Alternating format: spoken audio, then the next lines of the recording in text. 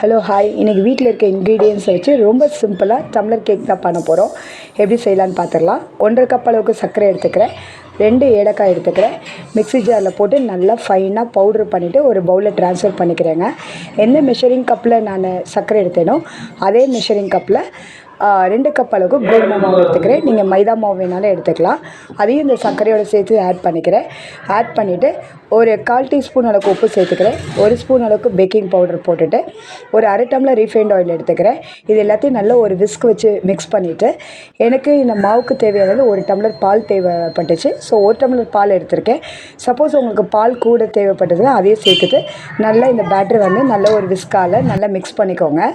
விஸ்கால் mix பண்ணும்போது ஒரே டைரெக்ஷனில் இந்த மாதிரி கலந்துக்கோங்க. ஆப்போசிட் டைரெக்ஷனில் கலக்காதீங்க. இந்த மாதிரி நல்லா கலந்து பேட்டர் ரெடி பண்ணிக்கோங்க. இதுக்கு இடையில் நான் குக்கரை வந்து ப்ரீ ஹீட் பண்ண போகிறேன். இன்றைக்கி குக்கரில் தான் கேக் செய்கிறேன். குக்கரில் ஒரு விஸ்க் வச்சு ஒரு சாஸர் வச்சுட்டு குக்கரை மூடி ஒரு 10 மினிட்ஸ் ப்ரீ ஹீட் பண்ணிக்கிறேன். இதுக்கு இடையில் டம்ளர் கேக்னால டம்ளரில் வந்து உள்ளே நல்லா ஒரு ப்ரஷ் வச்சு எண்ணெயோ அல்லது நெய்யோ நல்லா தடவிக்கோங்க.